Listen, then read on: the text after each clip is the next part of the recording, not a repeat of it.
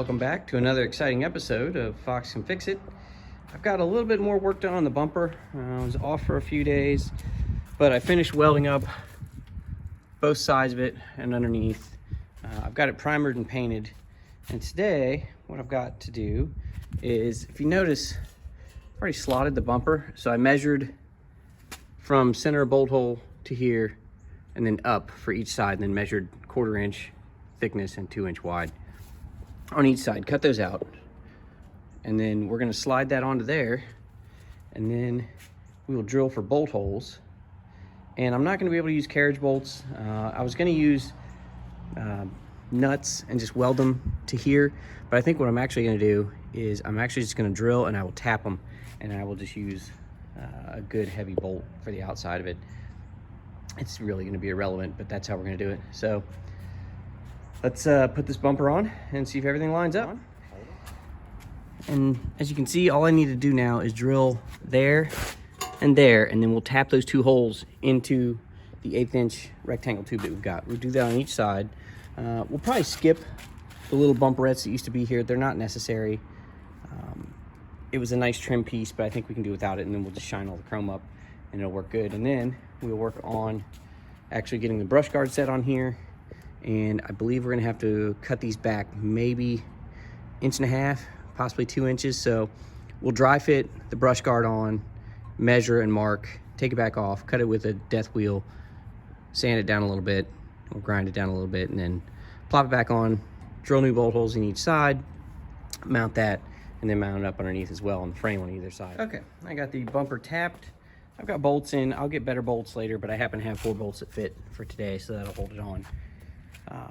If you notice, that bumper is tweaked a little bit higher over here, and it's a little bit low over here. So what I'll end up doing probably is putting a jack under this side and raising it up and get it leveled back out. But now, what we gotta do is dry fit the brush guard and see where we have to cut those 2 little tabs right there, because they're too long. We're back again. Brush guard's dry fit.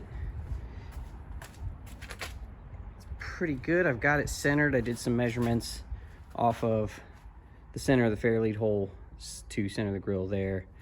I did a couple more measurements from hood line to center of bolts here.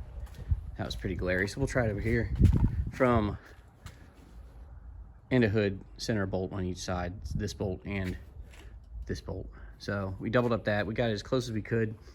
It is a used brush guard, so that driver's side is up just a little bit higher than that side. And I'm okay with that. I think if we push that side of the bumper up, then it'll all even out. So what's left here is the old holes don't line up. So I'm gonna have to go here and here on each side, there and there, and go ahead and drill those, and those will get bolted. I'm not gonna tap those. Those are gonna have a nut on the bottom. So we'll do that. I don't think that's part of the winch mount feet. I think the winch mount feet are here, here, here, here. So we should be good there. And I will drill and tap those, and we will have ourselves a nice, fancy, used brush guard for this Ranger. So hopefully this is all coming out pretty good on the video. It looks like it's a little bit bleached out, but that is a good fitting brush guard for this vehicle here. Graphics look pretty nice today. I will have to clean it up. It's got overspray from me and from a couple other people on it. Not really, it's just me. And you know, we'll take care of everything when we clean the bumper. I've got all 4 bolt holes tapped here. 1, 2, 3, 4. Well, if I can get my hand out of the way, there we go. 3, 4. Start out with a really small drill bit, probably 1/8 inch, maybe 3/16, something like that. Make a pilot hole. Then step it up to 1/4 inch, maybe a little bit more. Something that you can get a step drill bit first step into. Somewhere around here. That size should be your 2nd or 3rd step. And then just ease it up to the size bolt hole you need. Also, use some sort of cutting fluid. PB Blaster makes a great cutting fluid. Basically any oil will be a good cutting fluid. PB Blaster is just what I had on hand. Easy spray can. You just sort of spritz it as it gets hot. And it helps a lot to not dull your drill bits. So we've got 4 holes drilled. Only thing I have left to do is find some bolts and nuts, put that together, do the same thing down on the frame, and that's it for today. That's really it. I'm still waiting on parts. I did find the bolts that go there and there that run all the way through that twin traction beam to mount the springs. Those are on the way. They're a 10-inch long, 3/4 inch diameter bolt. They're gigantic.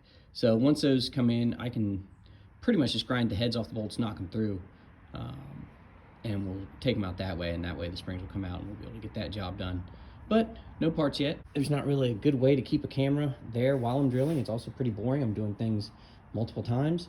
So I sort of just did step by step. Hopefully that worked out. If you like the way I did that one, let me know. If you don't like, let me know. Or, you know, just in general, if you like any of the things here that are going on, or you have suggestions for other ideas for this truck, let me know.